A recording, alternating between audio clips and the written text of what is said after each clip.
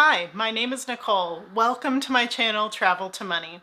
In this video, I am going to share with you about the city that I call the City of Joy, Valencia, Spain. I'll tell you about the cost, the food, the people, the sights, and why I think you should visit. If you are new here, I have created this channel to help you learn about how to travel, adventure, and have fun on the road to financial independence.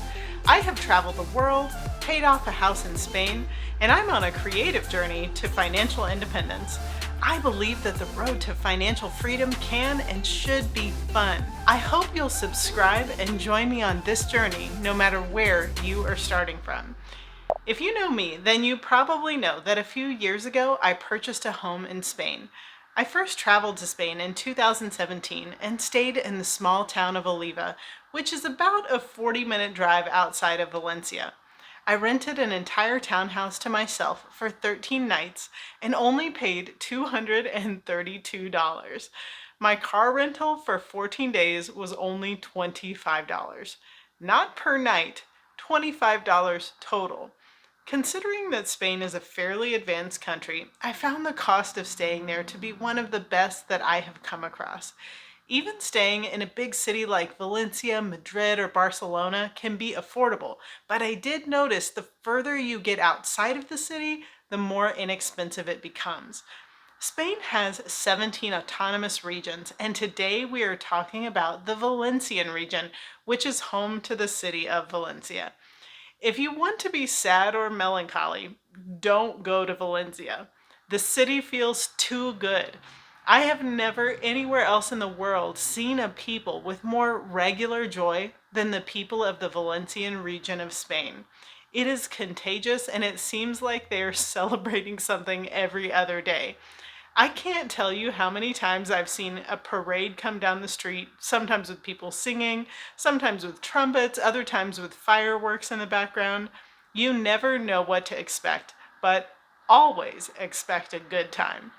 And speaking of a good time, I've noticed a difference in how the people conduct themselves when having fun. Having a glass of wine or sangria is common, usually with a meal, and they seem to have a more measured approach to drinking. Though they may consume a lot regularly, the drinking culture seems very sophisticated. There really is something to their way of life. Now, if you want to experience Valencia in all of its joy, there is no better time to come and visit the region than during the month of March. Fallas is a festival with a long history rooted in tradition. The whole celebration lasts from March 1st until March 19th. For weeks, you can walk the streets of Valencia and even the towns that extend out to the tips of the region and see these massive papier-mâché works of art. The people of Valencia apparently have an ironic sense of humor that has made its way into the art. At 2 p.m. every day during the 19 days, you can gather in the city center for a mezcleta, where they set off a sound display that is like listening to fireworks. It's not for everyone, especially if you don't like loud noises, but the energy there as you pack like sardines into the area, it's unmatched. Afterward, the crowd roars and then goes back to the business of enjoying the festival.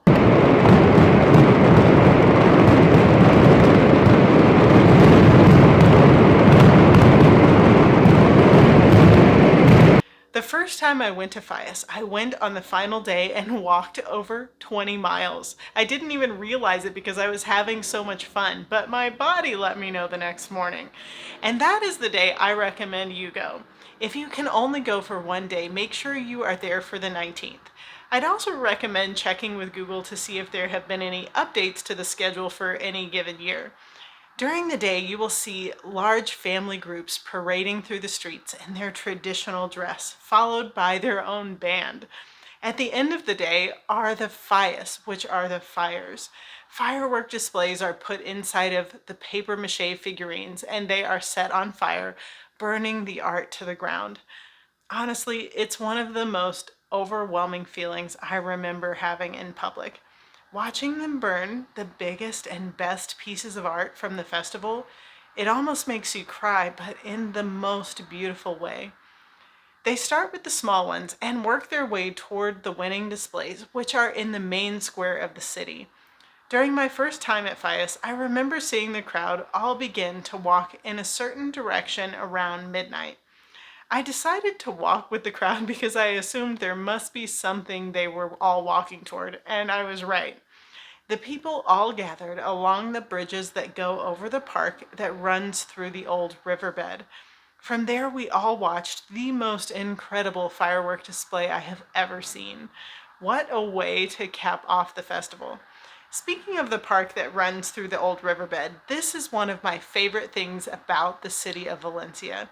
Touria Garden runs for over 5.5 miles, and I could make an entire video just about this beautiful park. Back in the 1950s, the River Touria flooded over into the city after 3 days of rainfall. The flooding claimed 81 lives and caused an unbelievable amount of damage. In order to protect the city from flooding like this in the future, the river was diverted, which was completed in the early 70s. Different planners and landscape architects designed the various areas of the park gardens. There are 18 bridges that cross the park, and each one has a unique design that represents a different period of architectural style. At the end of the park that is nearest the sea, it will drop you off at the Arts and Science Center, which is a must-see if you visit Valencia. Now, let's take a minute to talk about the food. As a vegetarian, I have somewhat limited options. Spain is known for its Iberian ham, and if you try the famous paella, usually it is full of various meats and can even include things like rabbit. Every region has its foods that it is known for, and it just so happens that Valencia is where this famous paella dish comes from. You may also enjoy a seafood paella. Fresh seafood is easy to find in Valencia. For coffee, make sure you sit down in a coffee shop and enjoy conversation with a friend or observe all that's going on around you. In a relational culture like Spain, a grab-and-go coffee isn't all that common. You will also want to make sure you try horchata. You may have tried a Mexican version of horchata, but it's not the same. Horchata originated in Spain. In Mexico, horchata is made with rice, while in Spain it is made with tiger nuts. I've had both, but I was first introduced to it in Spain and fell in love with this refreshing and sweet drink. It's reminiscent of something milky, but without the dairy. If you're walking through the Arts and Science Center, there is usually someone there selling it from a cart, so be sure to give it a try. Once you've had your fill of the city and the gardens, you can take a short drive over to the boardwalk that runs along the seaside at Las Arenas Beach. Take a walk or a swim, enjoy an ice cream, or try some paella with a pitcher of sangria as you look out over the beautiful water. Valencia also has museums, and at the Arts and Science Center, you can visit Oceanographic, which houses the largest aquarium in Europe. It has several buildings, with each one dedicated to one of the world's most important marine ecosystems and environments. Moving outside of the city, there are many towns that you can visit in the region. If you head toward the beach, you're more likely to get a touristy area, but head a bit inland for a more cultural experience. I've enjoyed the towns of Oliva, and obviously I'm in love with Pego, which is where my home is. If you haven't been to a Spanish market, this is one of my favorite things to do. Each town has its own day for the market. Pego has one every Thursday morning, and there is a massive one in Elverher every Sunday. You will find everything from fresh fruit and veg, used items, knockoff clothing, and my favorite, vintage clothing. You can stroll and look at items for hours. There are usually places you can stop for a bite to eat or get a coffee. Really great vibes all around.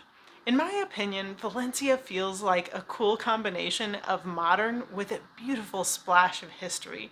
It's full of joy, happy people, celebrations, and worth a visit for sure. Personally, I'd love to be in Valencia during the spring. The months of March, April, and May are beautiful, plus you get the Fies Festival in March. I've been once during the summer. It was very hot. If you're doing a lot of beaching, that would be nice, but maybe a bit warm for my taste. I also enjoyed the months of October, November, and December. The only letdown I've ever had in Valencia was the New Year celebration. Just before COVID hit, my friend and I decided to bring in the New Year in Valencia going into 2020. Because of Fias, I think we had imagined something on that level. It was fine, but it wasn't really anything spectacular. I think I'd choose another location for a New Year celebration the next time. All in all, I love Valencia, and I can't wait to go back. I'll be visiting in November of this year to get started on my next home renovation, so make sure you subscribe to this channel and join me every Sunday where travel and adventure build financial freedom. I can't wait to see where your dreams will take you.